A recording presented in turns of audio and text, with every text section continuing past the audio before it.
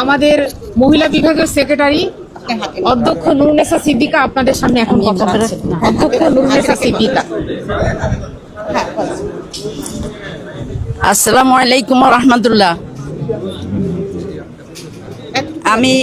আমি আল্লাহ তাআলার শুকরিয়া আদায় করছি, যিনি আমাদের তরুণ সমাজের নেতৃত্বে জুলাই বিপ্লব সাধন করেছেন এবং স্বৈরাচারকে উৎখাত করে আল্লাহ তাআলা স্বাধীন জীবনের সুযোগ করে দিয়েছিলেন আমাদেরকে, এবং 1.5 বছর আমরা সেই সুযোগটা ভোগ করেছি।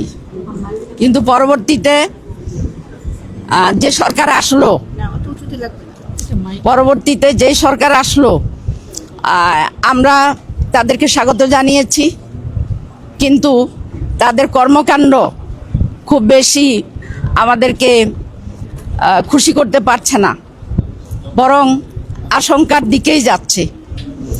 তো আমি বলতে চাই যে আমরা যারা জুলাই বিপ্লবের পরে এই ইলেকশনের সুযোগ পেয়েছি এবং সংসদে আসার সুযোগ পাচ্ছি, আমাদের দায়িত্ব একজন নারী হিসাবে একসময় ছিল নারীর একটাই দায়িত্ব, সেটা হলো ঘর সংসার করা। এখন আমাদের দায়িত্ব হলো 3টা: ঘর সংসার, সংসদ এবং রাজপথ। এই 3টা কর্মক্ষেত্রে আমরা ইনশাল্লাহ লড়াই করে যাব। আমরা সংসারে আমরা একটা সুখের সংসার করব। আমরা আমাদের শিশুদেরকে গড়ে তুলব জাতির ভালো নাগরিক হিসাবে এবং একজন ভালো মানুষ হিসাবে, আল্লাহর বান্দা এবং বান্দি হিসাবে।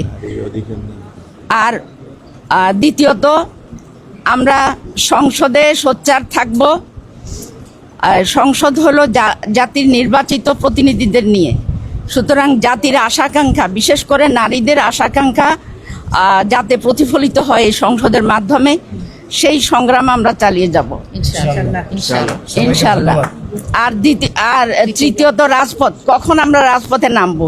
যখন আমরা দেখব যে সংসদের মাধ্যমে আমাদের জাতির আশা পূরণ হচ্ছে না এবং নারীর সম্ভ্রম, মর্যাদা, অধিকার হচ্ছে না, তখন আমরা রাজপথে নামতে বাধ্য হব।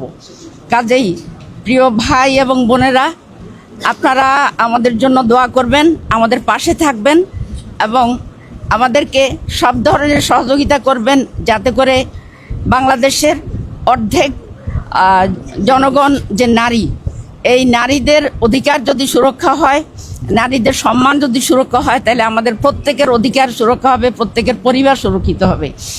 আল্লাহ আমাদের সহায় হন। সবাইকে আন্তরিক মোবারকবাদ। আসসালামু আলাইকুম ওয়া রাহমাতুল্লাহ।